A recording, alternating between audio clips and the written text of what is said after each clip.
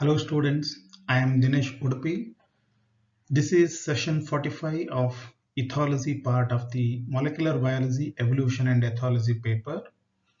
In this session, we are going to study two things. One is insight learning and the other one is pheromones in the insects. Insight learning. What is insight learning? In some circumstances, animals solve problems suddenly without the benefit of previous experience. This is called insight learning. We already know what is learning behavior. Now, learning behavior depends upon the observation of other animals' behavior, and learning by experience is different. But insight learning is something where the animal is capable of solving the problems without the previous experience, without the previous knowledge. So it's like a lightning from nowhere, right? The idea or the solution to the problem comes to the mind of the animal from nowhere. So that is called insight learning, right? So this is a special capacity of the animals where they are capable of developing solutions, right? Having solutions to the problems for which they have no prior experience. So that is called insight learning. There are many examples for insight learning. In humans, it is very common to have insights, right? There are many examples. Of course, most of the scientific uh, findings, they are said to be insights. Some scientists, what they say, they got the idea suddenly, they got the solution suddenly. So they are all examples of insight learning. Now, regarding animals, there is one experiment which is very famous. The experiments conducted by Kohler on chimpanzees. Kohler kept a chimpanzee named Sultan. I'm talking about one particular experiment where he used one of the most intelligent of the chimpanzees on which he was working. It's called Sultan. And he kept Sultan hungry for some time and then shut him in a cage. So you just think of a chimpanzee which is hungry and it is in the cage. And he hung bananas from the ceiling and kept a box on the floor of the cage fast beneath.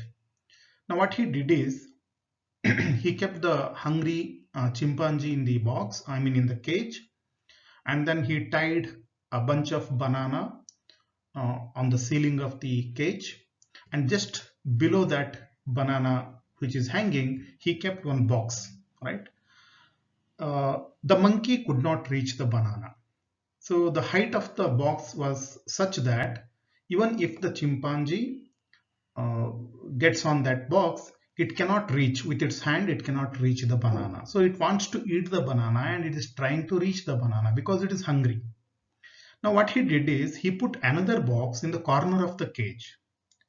Now if the chimpanzee puts that box in the corner on the box which is present just below the banana, it can reach, but it must learn how to do it. So whether it does or not, that's what he wanted to understand. So another box was put in a corner of the cage, but Sultan could not get the idea of placing one box on another and thus reaching the banana. So the problem is uh, Sultan, I mean the chimpanzee, in the beginning he was not having the idea, so he could not think of putting one box on the other so that he can reach the banana. So this went on for some time. The Sultan tried to reach the banana. He is very angry and he could not reach it, and then he sat in the corner for some time. So what Kohler did is he demonstrated. So outside the cage he just placed one box on the other, right? So chimpanzee observed it and suddenly he did the same thing. And then chimpanzee suddenly realized that if I keep one box on the other one, so I can reach the banana. And he did the same. So this is called insight learning. This is one of the best example for insight learning. Now there is one more experiment which Kohler conducted with the same chimpanzee. the sultan. Now what he did is, again the chimpanzee was hungry. He kept it hungry for some time. He placed him in the cage. Now he kept a bunch of banana outside the cage, just out of the reach of the hand of sultan. And in the cage he provided the sultan with two sticks. Now the length of the stick, he provided two sticks, right?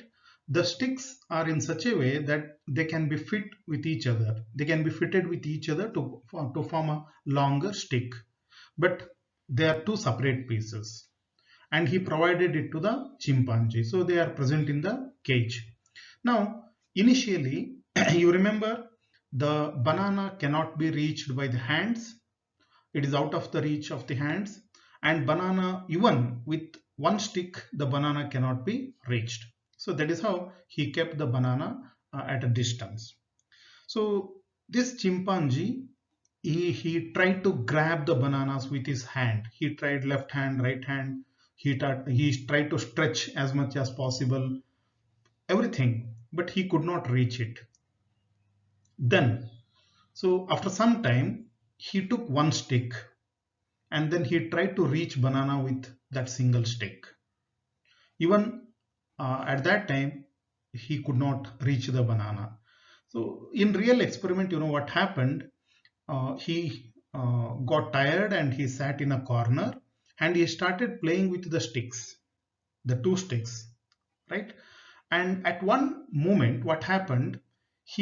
While playing with the sticks, he was able to put one stick into another stick. And suddenly he observed that he got a long stick by which he can reach the banana. And suddenly he ran to the corner where the banana is present with that long stick, which he fitted into one into other. He dragged the banana and he ate it.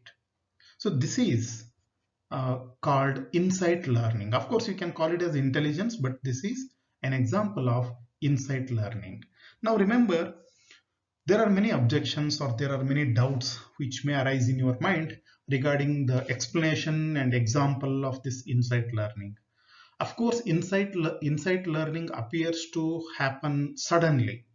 But remember, the animal must have that minimum ability, and past experience is also important, right? So there are many factors which are necessary for the insight learning. You can say there is a eligibility for the insight to happen. For the insight to happen, for the insight learning to happen, the animal must have some minimum qualities of past experience, intelligence, etc., etc. So this is the example for insight learning. As I told you, in human beings, you can go on giving example for the insight learning. The best examples are scientists, right, who discovered new things without any prior data or without any prior information. So that is about one example or one explanation for the insight learning. So next, let us study pheromones in insects. What are pheromones? Before we understand pheromones, let us review what we know about hormones. You know hormones, they are called chemical messengers which are produced by endocrine glands, and they are secreted directly into the blood. They reach the target organ and they stimulate that target organ to do its work.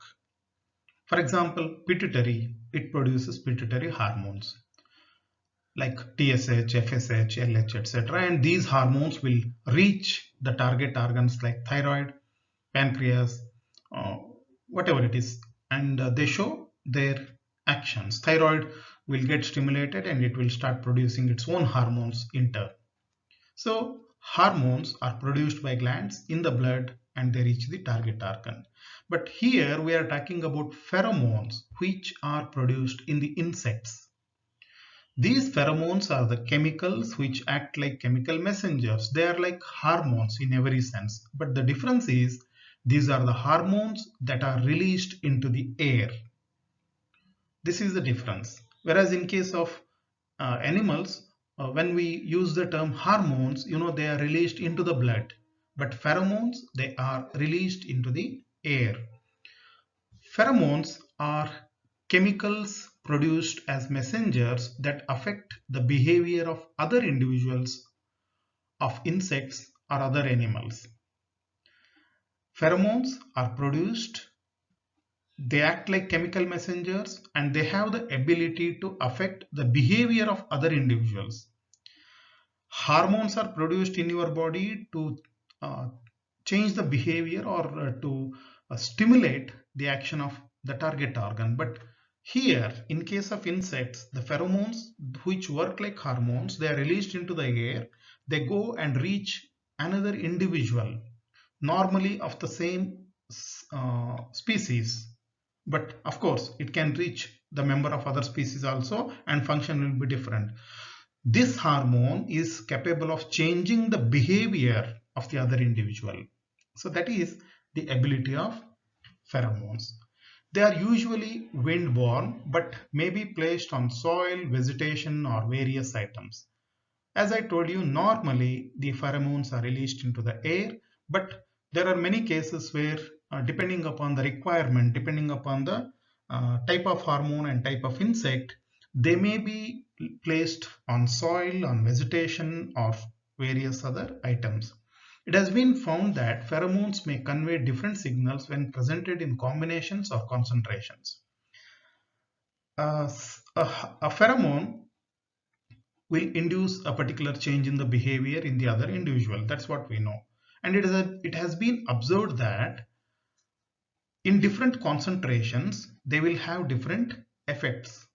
And in different combinations, say pheromone 1 and pheromone 2, if they are combined in a particular proportion, they are going to have one effect. If they are combined in another proportion, they are going to have another effect. So like this, it has been found that pheromones may convey different signals. So this is, you can consider pheromone as a communication method, right? Pheromones differ from sight or sound signals in a number of ways. As I told you, you can think of pheromones as communication signals, but this pheromone is different from sight or sound signal which is used for communication. Animals use sight, sound, etc. for communicating with each other. As I told you, pheromone also plays a similar role, but it is different. Pheromones travel very slowly.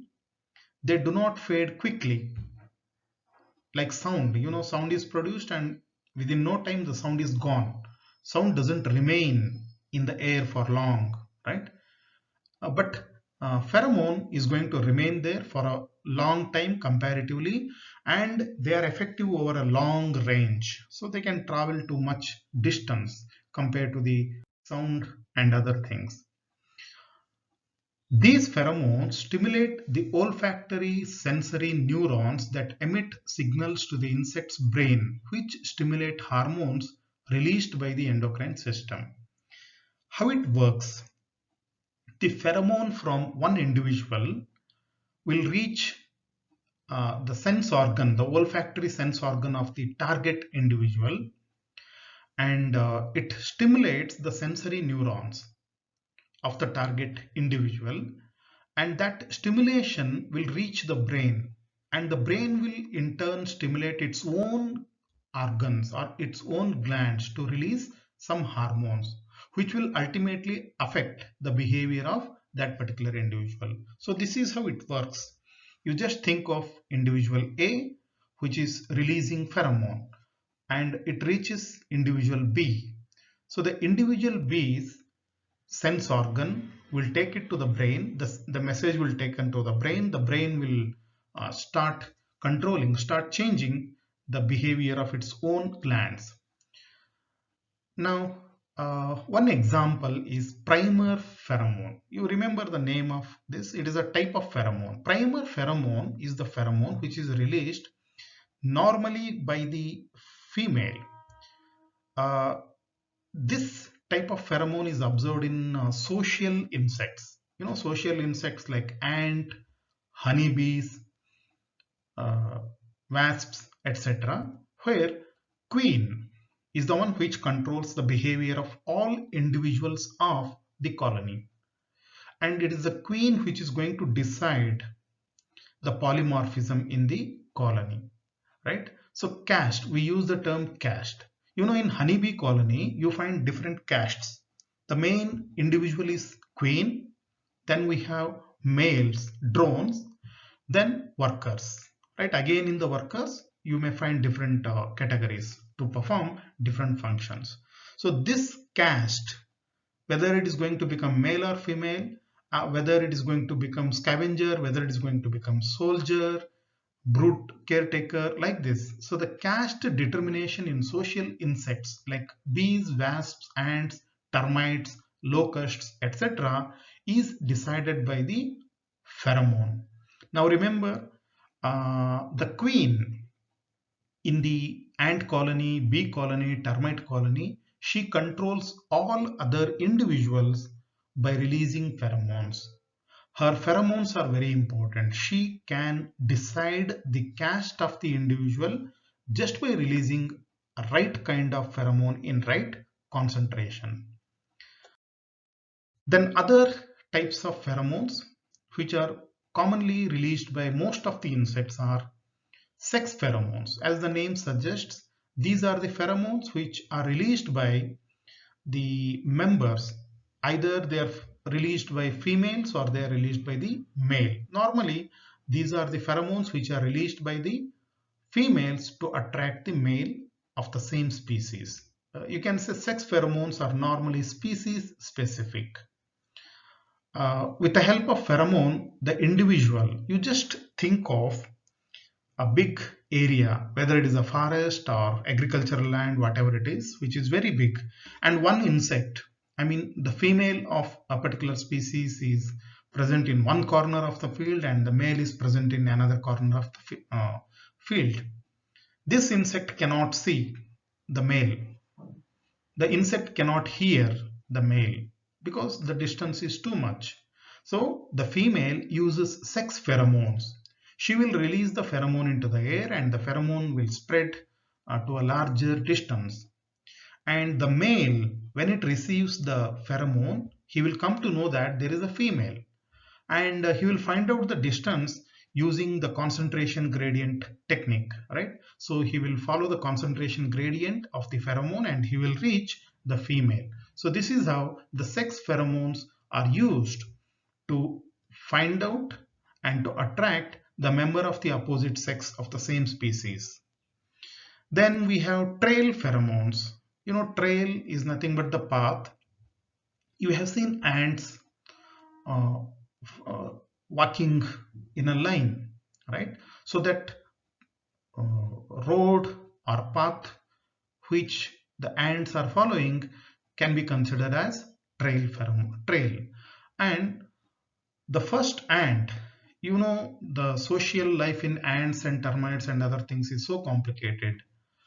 First, there are some individuals which will go and search for the food. Once they find out the place of the food, they will come back. While coming back, they will put a trail of pheromone, right? They will mark the line, they will mark the road with the pheromone so that the other individuals we can follow the pheromone track, right? They can follow the pheromone track and they can reach the food. So such pheromones are called trail pheromones. These are commonly used in social insects for orientation and also for recruit nestmates towards suitable food source. That's what I told you right now. Remember, uh, here, for example, ants and termites deposit their pheromones as they navigate their territory.